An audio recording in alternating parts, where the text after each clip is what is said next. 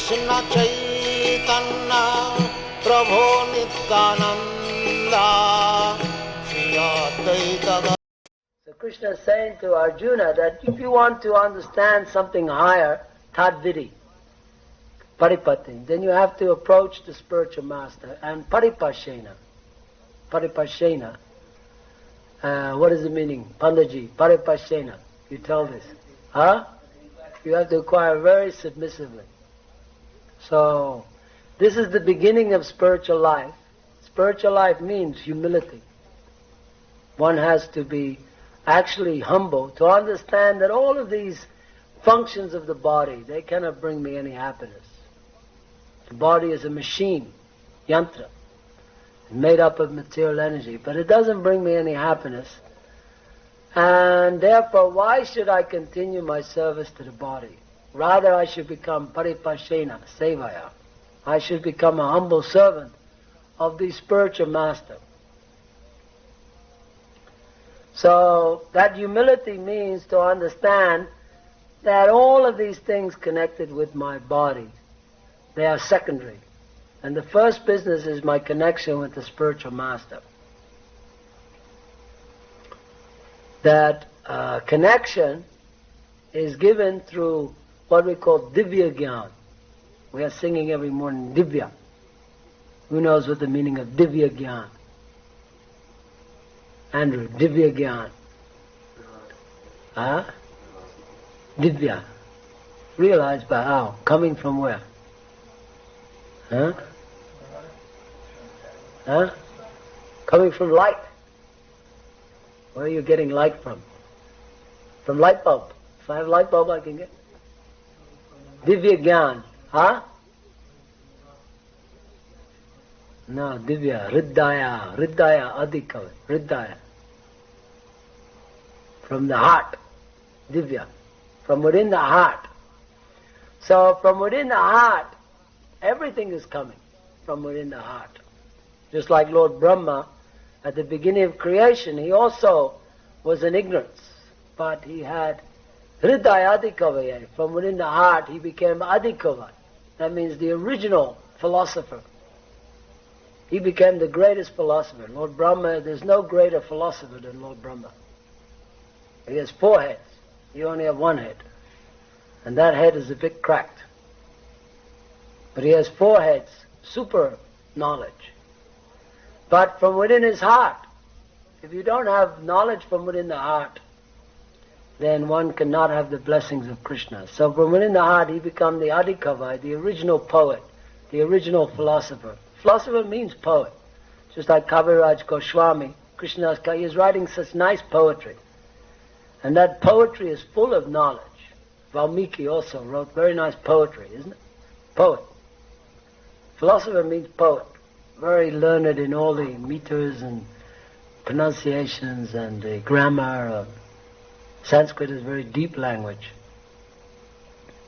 So, Krishna says that in the Bhagavad-Gita that when you approach the spiritual master and inquire submissively from him, then that the spiritual master imparts knowledge unto you. Why? Because he has that tattva darshana.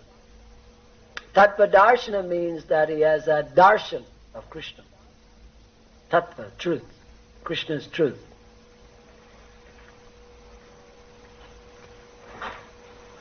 So, and then Krishna says that Yat Gyatva Na Puna Moham Evam Yashashi Pandava.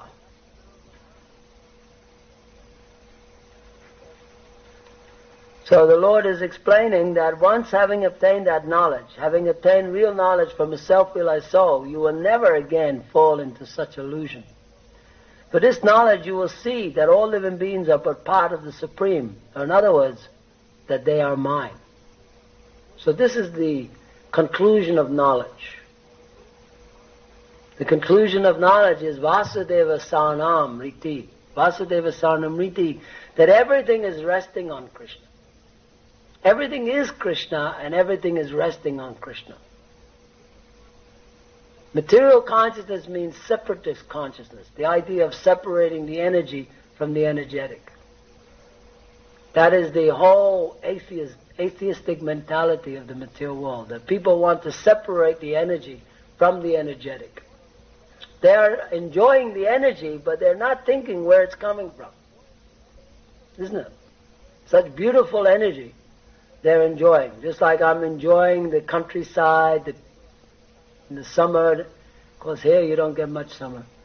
Africa, you get more summer. But you see, there are beautiful butterflies and different types of birds making nice noises, making little nests.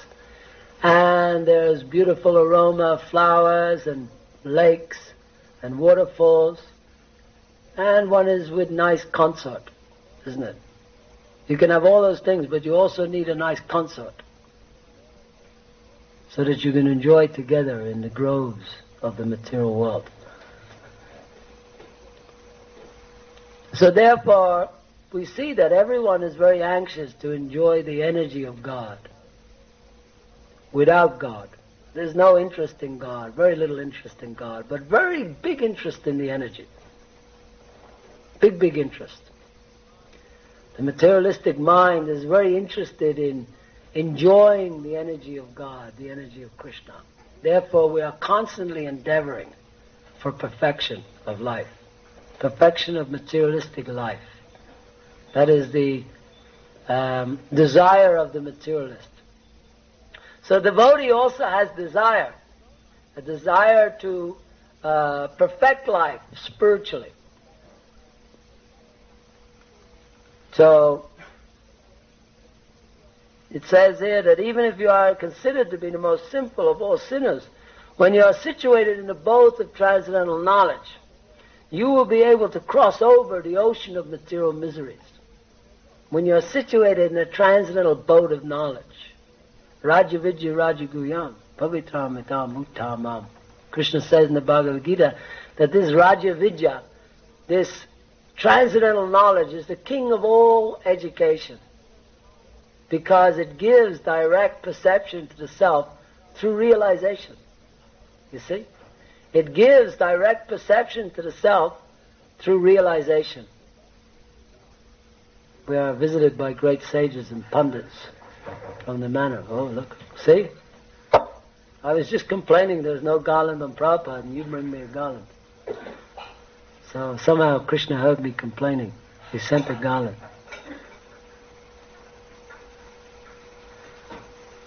So, this Rajavidya, the king of all knowledge, because it gives direct perception of the self. Everyone is trying to perceive, but what are they perceiving? That we have to study. What are they perceiving? They're perceiving the body. We have perception, but we are perceiving the body. And we are perceiving things related to the body. You see? So our perception is defective. We're not getting the proper thing. Just like I'm looking at you, I'm not seeing all of the 365 degrees. I'm only seeing this much. This much I'm seeing, isn't it? I'm not getting full perception. Limited perception. So if someone is coming behind me, I don't know what's going to happen. So we're not at any one time seeing very much. Actually, if we study, we'll find that we are seeing very little of this world. And no matter what we see, we are even able to capture less. How much do we capture in a lifetime? Isn't it? Everybody is trying to capture something. Somebody wants to capture a nice house or family or car or money, a good job. Someone is trying to capture a ministerial post in the government, MP, or they want to work with the BBC. So everyone is trying to capture some arrangement of the material energy.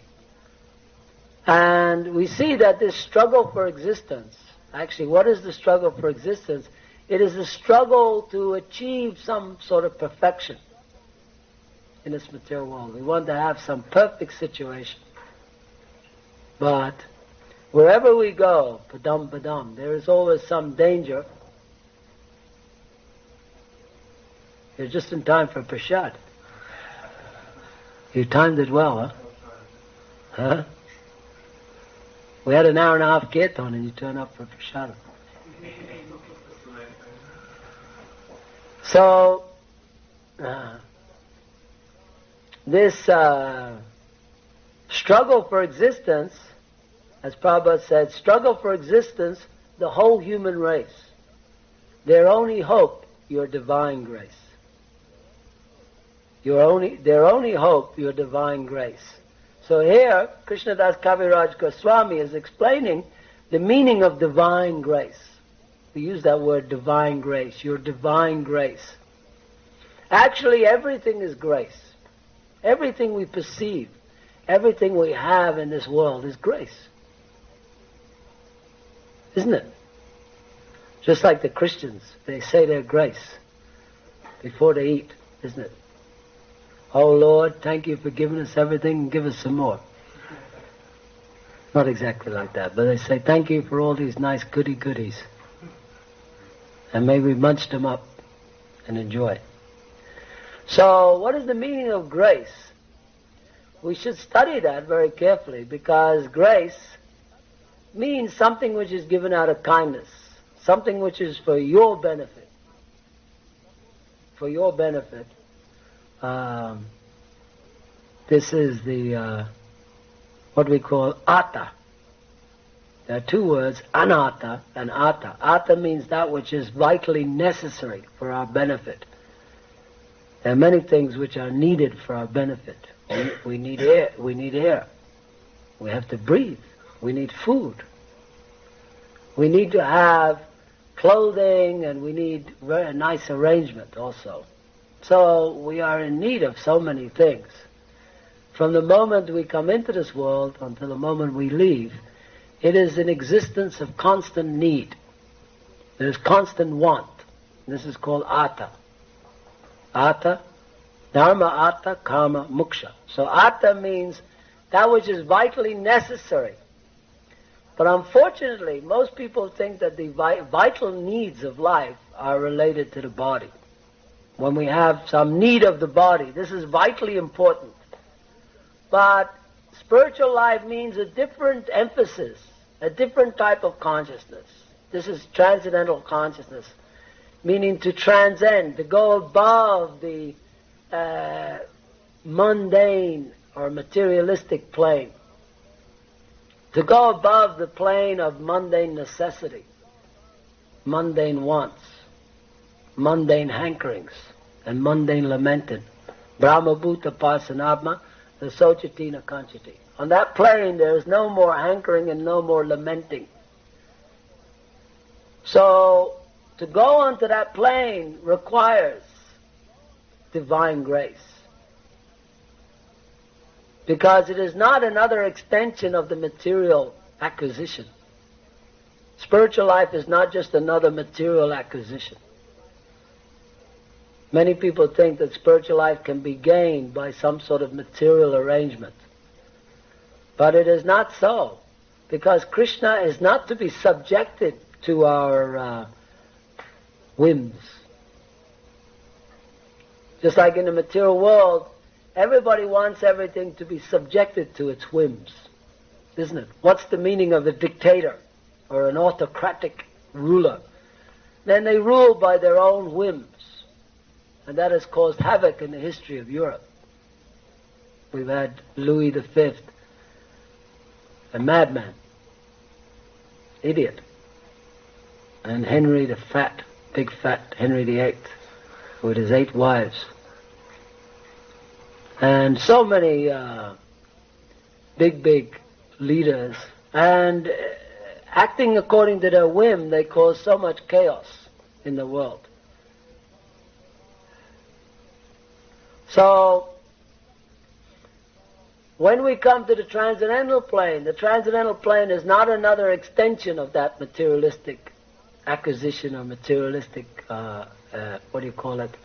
exploitation or manipulation. You cannot manipulate the transcendental plane.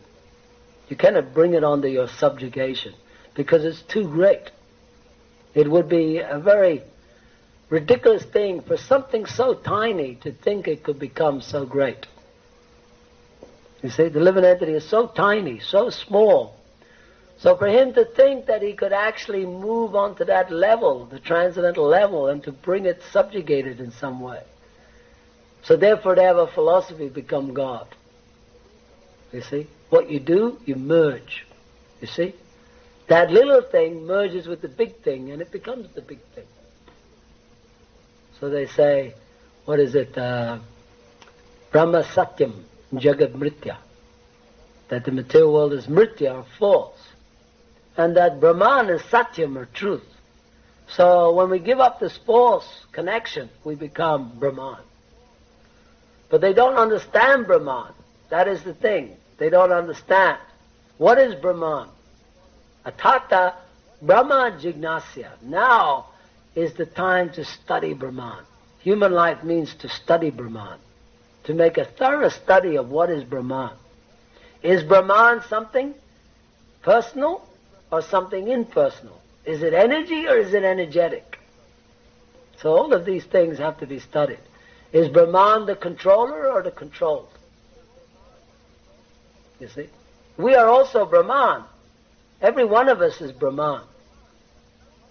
But we are not the controllers.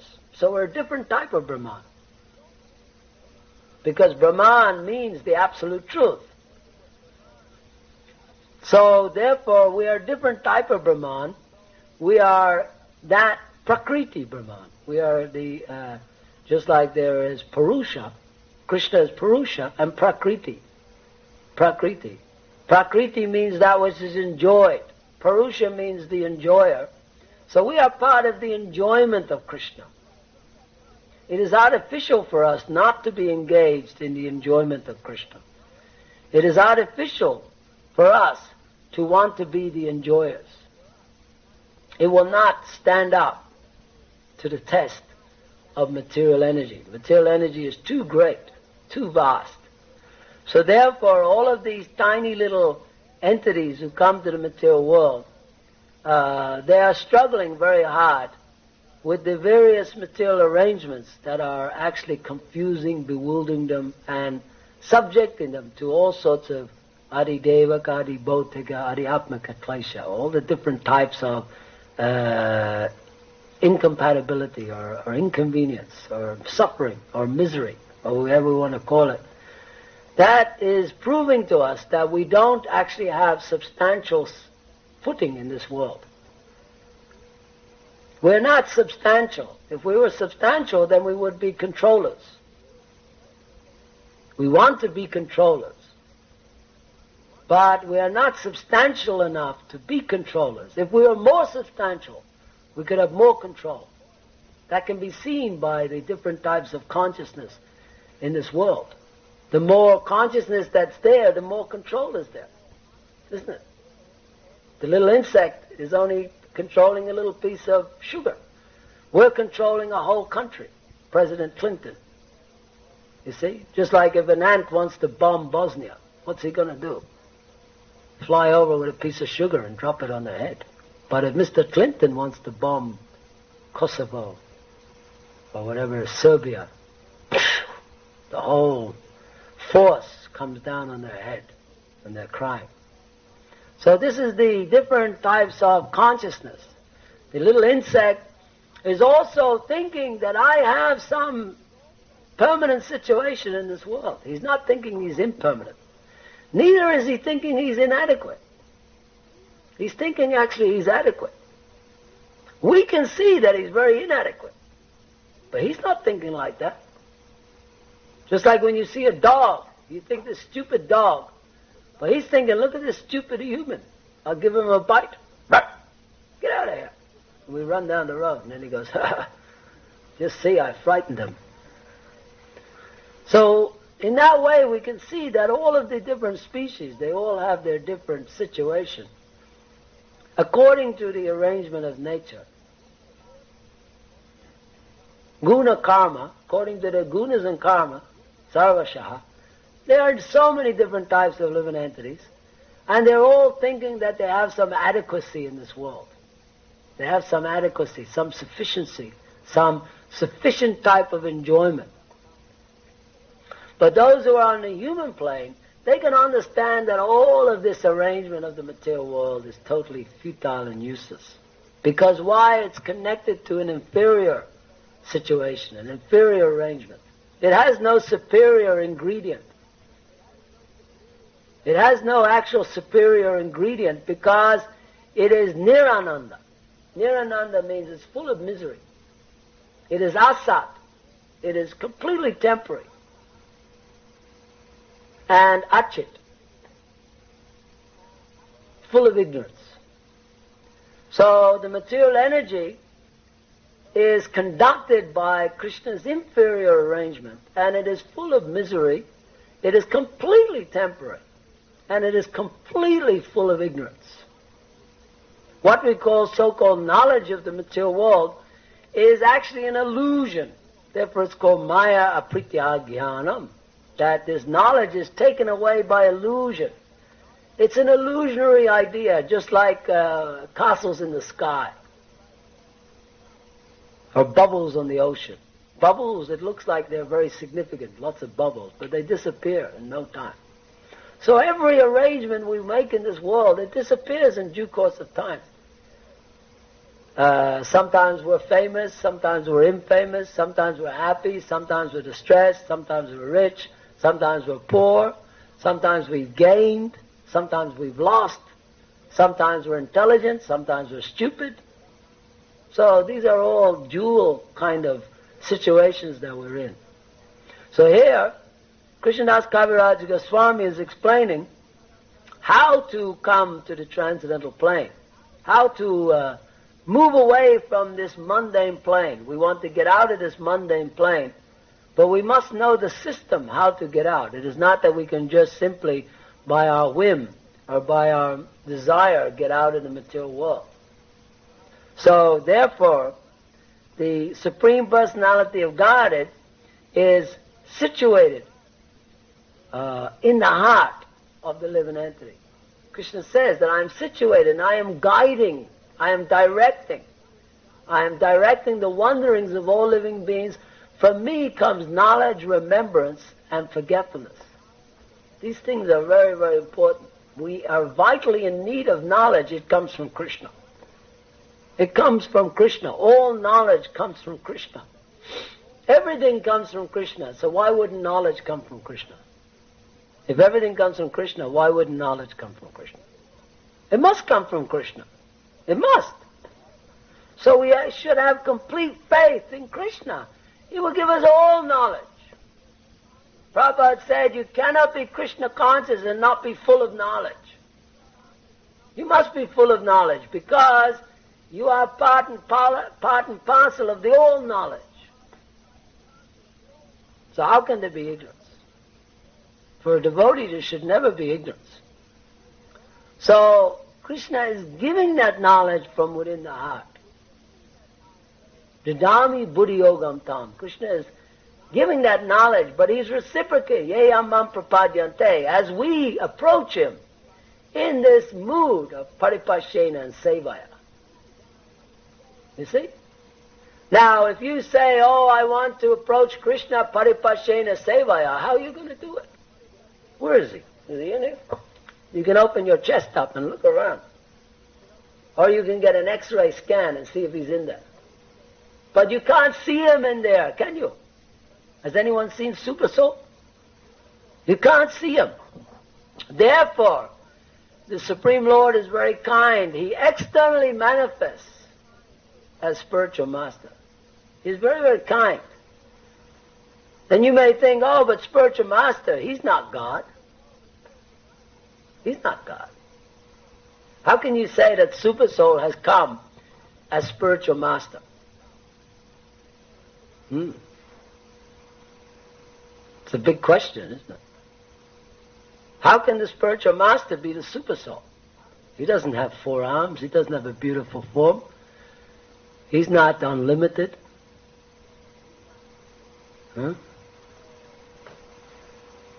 So this is a mystery to understand. But here, Kaviraj Goswami is saying, you should know the Acharya as myself and never disrespect him in any way. This is a quote from the 11th canto.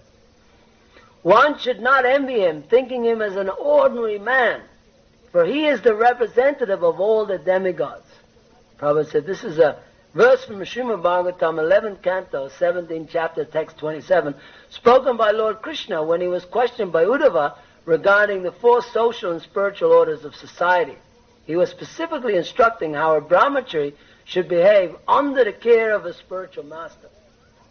So, it is not that we are artificially saying that the spiritual master is Krishna, is God, but he is representing God. He is representing God. Now, when one represents someone else, then that representation, a good example is a policeman. A policeman might be, if you walk down the road, sometimes you see all sorts of policemen. Some of them are funny looking, some of them are intelligent looking, some of them look strong and big and fat, and some of them look skinny. They're all different types of policemen. Every single one of them represents the government. It's not that one guy, because he went to this school and he doesn't know how to ride a bicycle, or he doesn't know how to play football, or he doesn't know how to sing, or he doesn't know this or that, therefore he's not a policeman. As soon as he is representing the government, he is a policeman. Even if it's a female also, she can represent. There's so many PCs, WPC, isn't it? WC, Betty, PC, Bev. When I was in Radler, there's a PC, Bev, Bevy. So she's also representative of government, Bev. She's just as much a representative as the commander-in-chief. But because why? Because she is empowered. She's empowered by the government to represent. She's empowered. The government has empowered her that if she goes along, even if there's 5 big thugs, she can arrest the whole lot of them. You're under arrest. And they will be very hesitant to fight her. Isn't it? Little PC Bev. She can go along and threaten them. You behave yourself or I'll arrest you. And they can say, you're just a little woman. Go out of here. We can whoop you in 2 seconds. But she has a little radio. Come in, Z Victor 5. Tango, tango. Come in. And very quickly, hundreds of police officers will be there. You see? Because there's a system. There's a system set up by the government for response, rapid response. So if such a little thing like the government can have such a wonderful system, imagine the system of God. How much system is there in God's creation? So Krishna is always working through his energy, working through his representatives, in order to bring the living entity back to his original position, back to the transcendental plane. So if you render service to the devotees, to the Vaishnavas, to the representative of Krishna, you are automatically pleasing Krishna. Automatically. This humility of serving the Vaishnavas is very, very important for advancement in spiritual life. You may have your views, he's not a Vaishnava, he doesn't glow at night. He doesn't glow. I didn't see him glowing in the dark. Or I didn't see him rolling around in ecstasy, foaming at the mouth. And I don't think he's as good as Rupa Goswami. I only want to serve Rupa Goswami. I don't want these earthlings. I want the Paramahansa. Yes, we want. But the point is that Krishna is represented in 2 forms particularly. God as the Purusha, the enjoyer, and God as the servant. God is also there as servant. If you look at Panchatattva, you see there's Chaitanya, Nityananda. Nityananda is servant. Gadadhar is servant. Advaita is servant. Srinivasa is servant. Chaitanya is Purusha, but all are servants. But Chaitanya has come to show how he is also servant, so they all come in the mood of service. That is the mood of the Vaishnava, servant. This mood of seva, sevaya, Sevaya is very, very important because this is the thing which purifies the heart. Service to Vaishnavas. One should not be so critical or so mental about is he a Vaishnava, not a Vaishnava. Anyone who's chanting the holy names, who is serving Krishna, he's Vaishnava. So out of those Vaishnavas, there may be more that are advanced or more that are less advanced. But if one is actually humble, then one can gain the benefit of serving all the Vaishnavas, regardless of the status. Because what Krishna is looking for is the intention. He wants to see the intention of the living entity.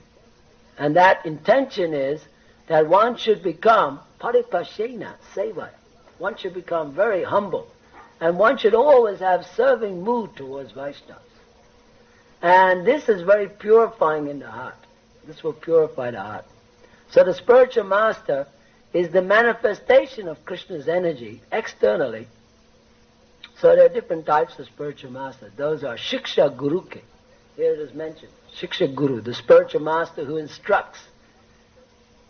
So the instructing spiritual master, he is also representative of Krishna and he should be treated with respect. Otherwise, if there is not that relationship of master and servant, if one is thinking, no, I'm always the master, I'm always master, servant is not a good thing. Nobody wants to be servant. In this world, to be servant is considered... If you serve someone, oh, look at that idiot. What an idiot. Disgusting. I mean, look at the way he serves. I wouldn't do that. I wouldn't. Look at this disgusting behavior. You wouldn't find me doing that type of menial servant. Why? I'm just too good. I mean, I'm just too good, too wonderful to bow down like that or to serve like that. So our nature is we never want to actually serve anyone. Nobody in this world wants to serve anyone. We want to be served. You see? Just like if you're aspiring, then you will aspire to be sannyasi, guru, GBC, not pot washer, toilet cleaner. We don't want such a horrible position like that, because if we are just toilet cleaner, we will become, everyone will look down on us. Look at that idiot cleaning toilet, cleaning floor, cleaning Krishna's temple. So generally nobody wants to stay very long in the pot department. They want to move up the ladder. This is nature. But actually, the real Vaishnava is one who is the greatest servant. He is Vaishnava. The greatest servant.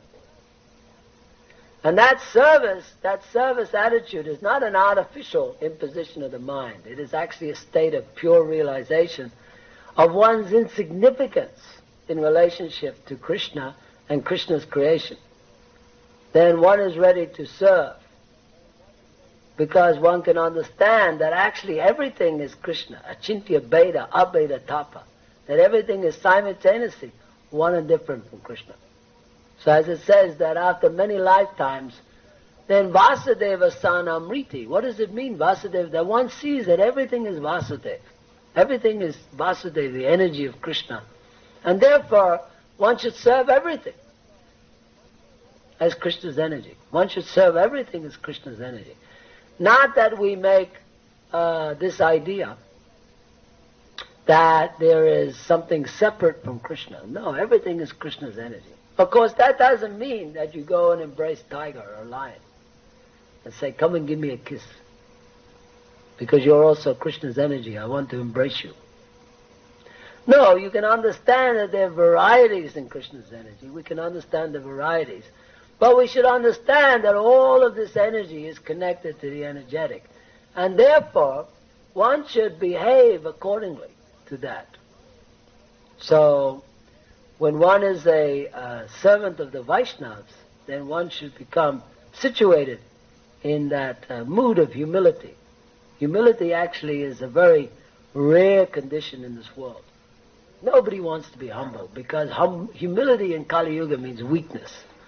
You may be exploited. You may be trampled over. You may be cheated. You have such bad experiences of the past of surrendering to anyone. When I surrendered last time, I was cheated. Huh? Just like when you surrender to women, sometimes you get cheated. She runs off with the milkman or something. Then you're crying, oh, again I'm cheated. Again, I surrendered to her, lotus feet.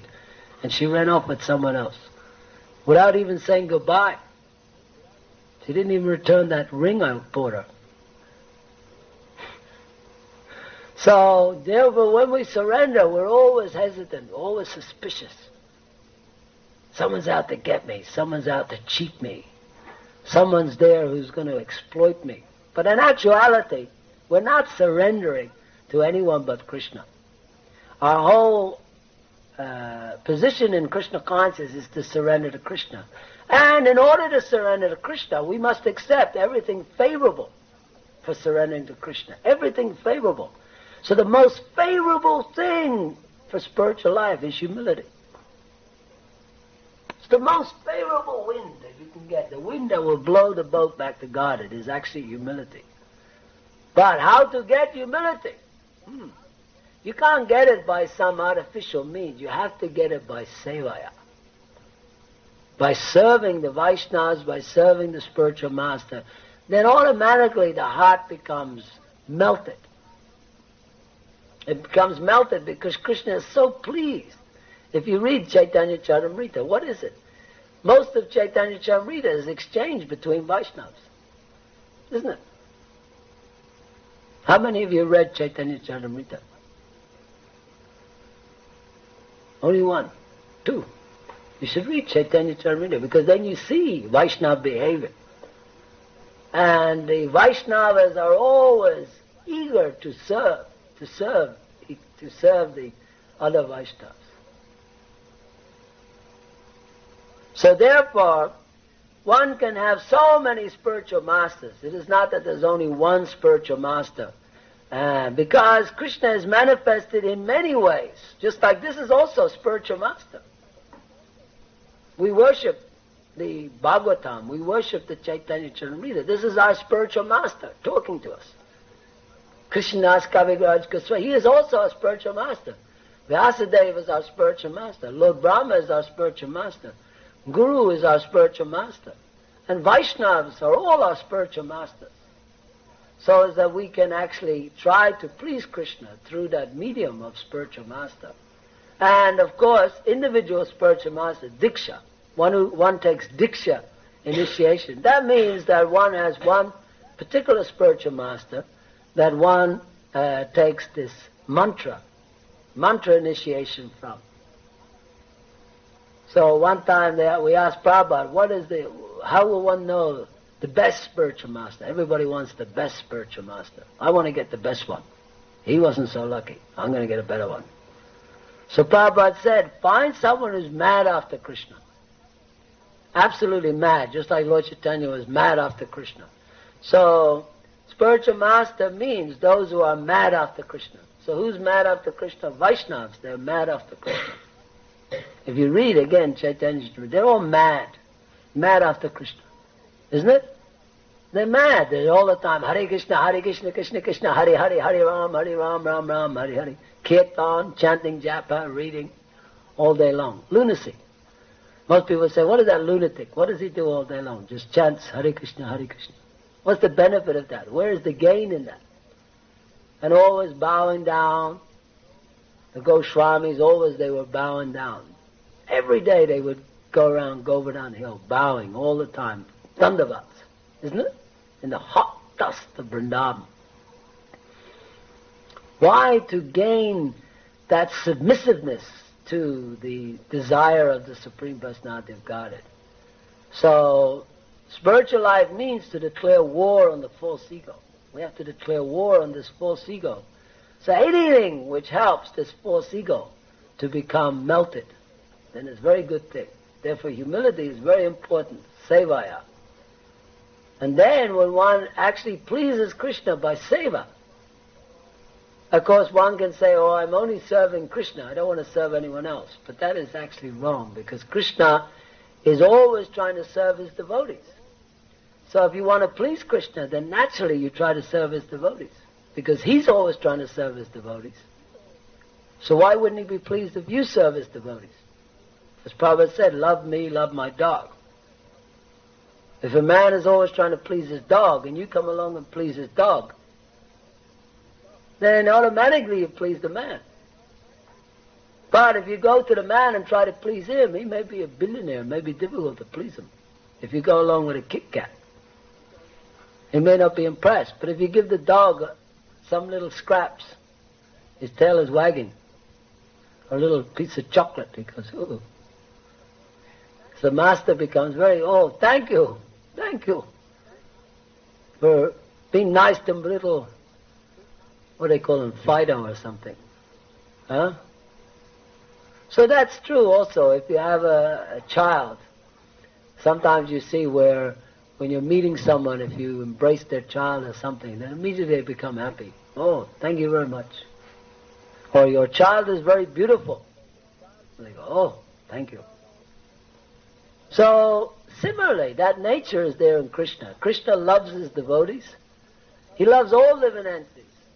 Particularly he loves his devotees. Therefore, he sends these devotees into the material world in order to engage these fallen conditioned souls in their service. And by serving those Vaishnavas, one automatically becomes situated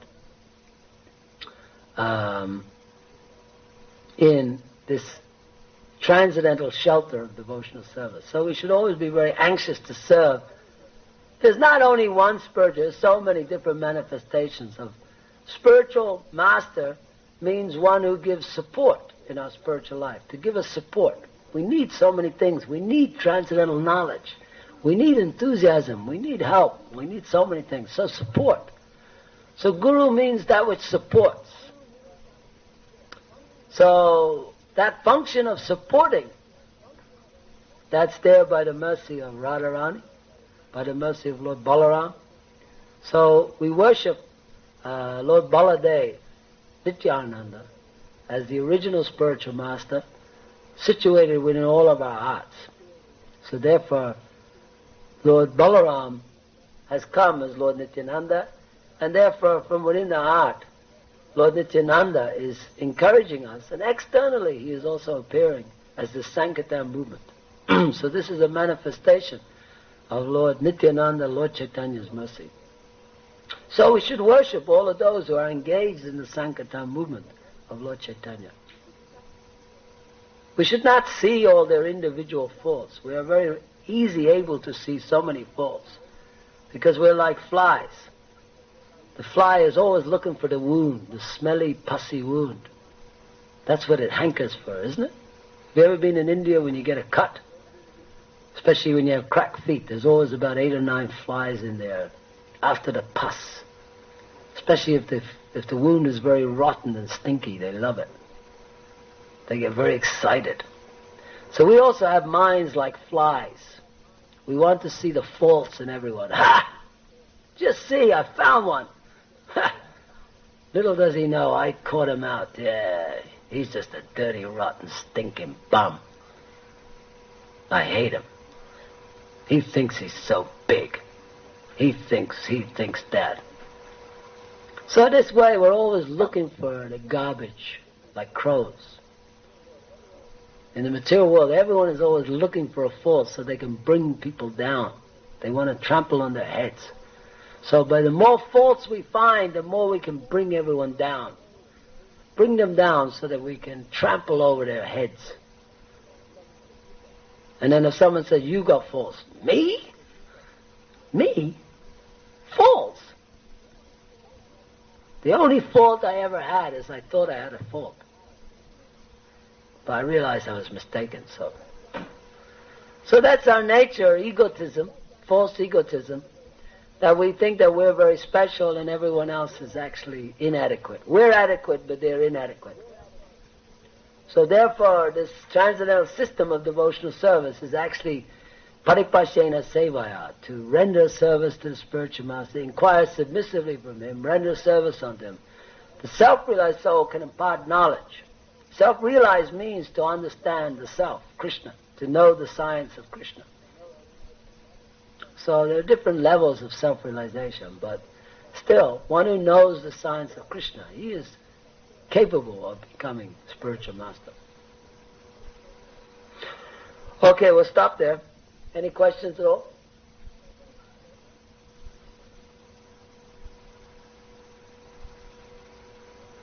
Very intelligent audience.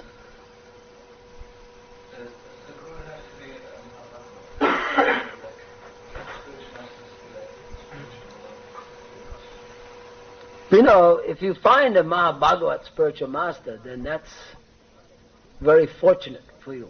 Obviously, one should try to take shelter of someone who you can give your heart completely to. That is true. So, if you find Mahabhagavat, but to understand what is a Mahabhagavat, that's also not necessarily so easy. For instance, in Gaudiya Math, Prabhupada wasn't recognized as a Mahabhagavat. He was recognized as a householder. So, Prabhupada actually never had any Indian disciples. I think there was one.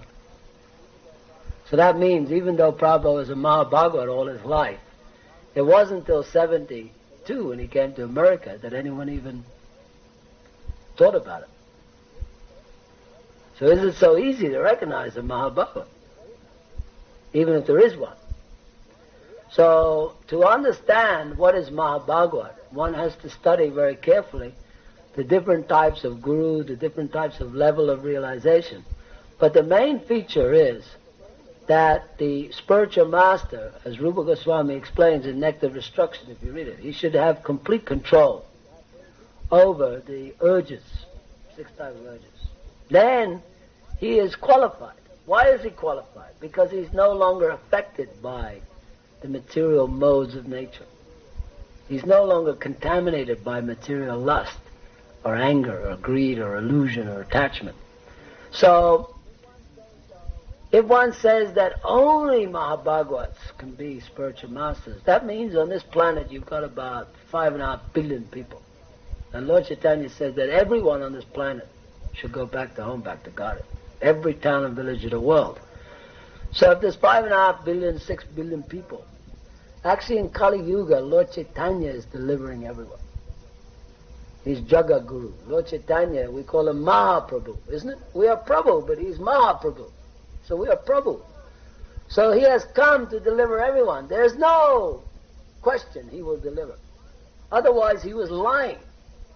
He was wasting his time. Chaitanya has come here to waste his time. Why didn't he go to the heavenly planets? It'd be easier, wouldn't it? Why did he come to this rotten place?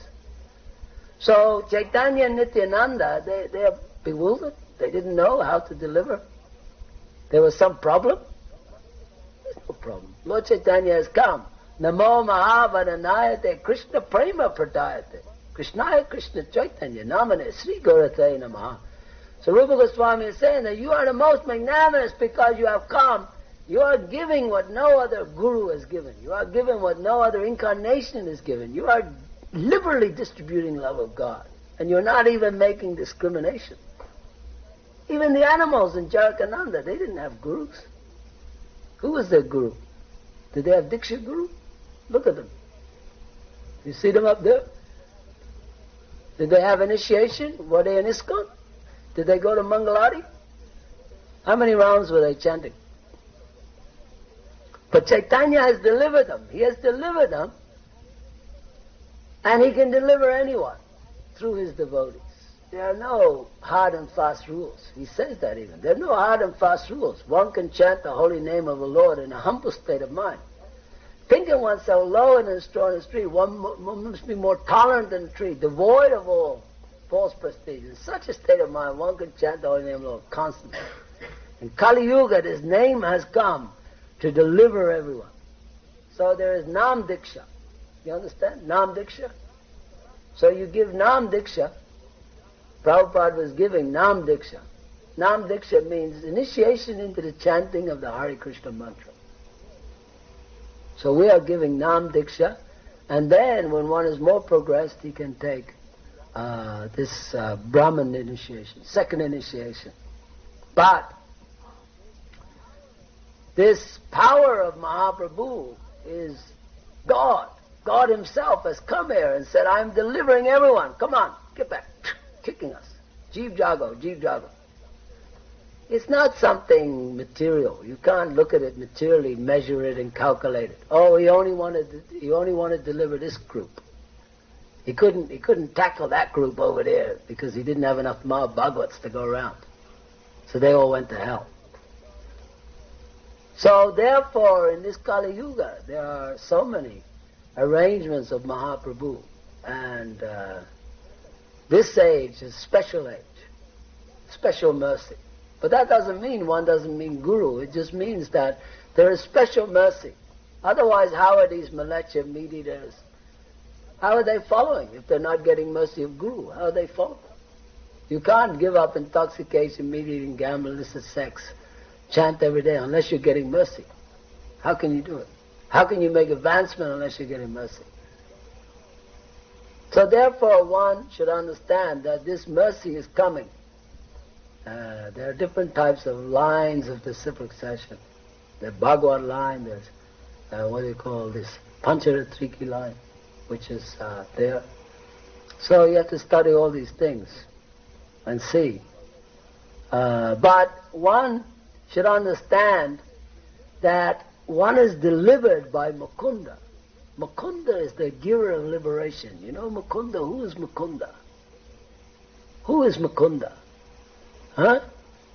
Mukunda is loitering in the street. Mukunda is in the heart. Mukunda delivers you. He's the only one who can deliver you in the universe. Not even Lord Brahma, Lord Shiva can deliver you. Only Mukunda.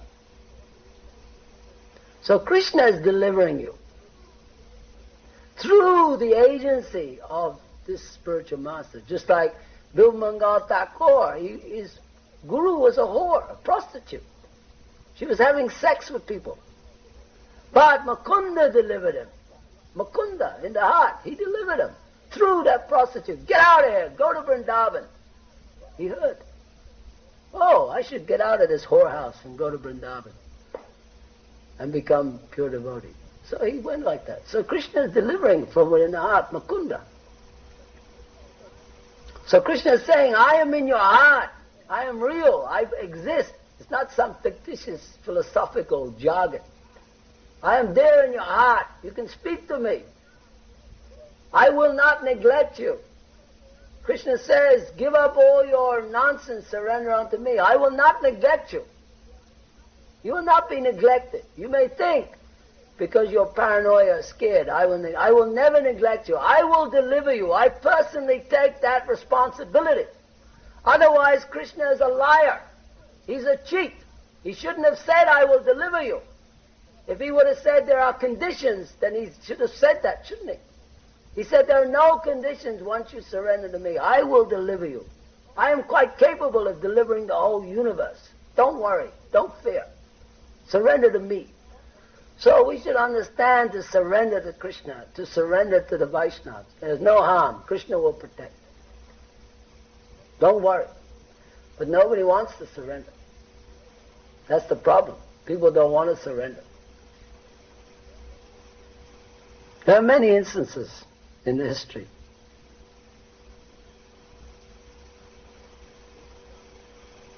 Even Prabhupada gives example, one thief. He was listening to Bhagavatam and the reciter was saying that Krishna has all these jewels on his body. So he thought, oh, let me go and rob Krishna.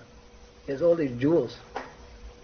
So he asked the reciter, where is Krishna residing? Oh, he's in Vrindavan with Mother Yashoda. Oh, I'll go there and steal from him. So he went there to steal from Krishna. And Krishna met him in the forest. So that thief said, oh, you have nice jewels. And Krishna said, yes, my mother gave me. He's showing him his jewels. You know, child, what's the nature of a child? They show you the jewels. Look. So the thief said, oh, let me take these jewels from you. He said, no, my mother won't allow. She gave me them. I don't think she'll allow. But then he said, anyway, you take. But that thief was so overcome by Krishna's affectionate mercy that he actually became devotee. He said, oh, I don't want your jewels.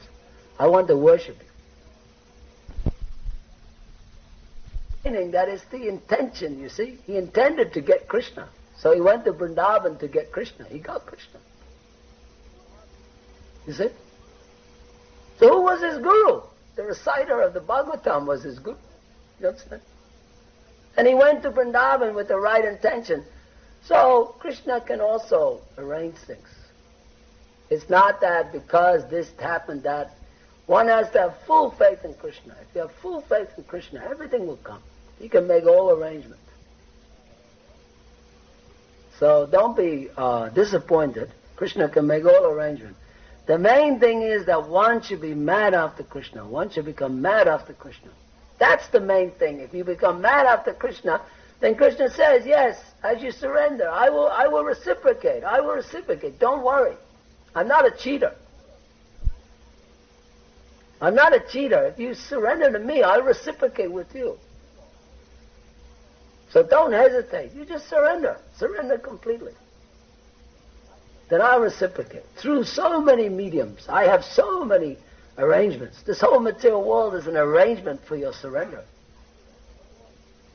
Actually, everything is Guru, because everything is there to actually bring you to that plane of surrender. So when you get beaten up or when you get run over by a car, that's also Krishna's mercy, Guru mercy. Because it's telling you, hey, get out. Stop hanging here or I'll beat you. So Guru also beats you. You see, beating Guru. There's so many Guru. So beating Guru is there, kicking Guru. Maya is kicking you.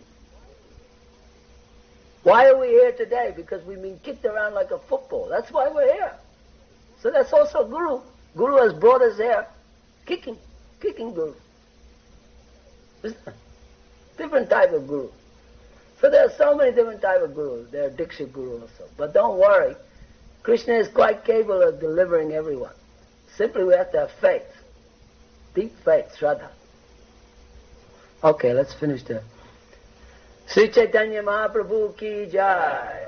Krishnadas Kaviraj Goswami ki jai. Srila Prabhupada ki jai.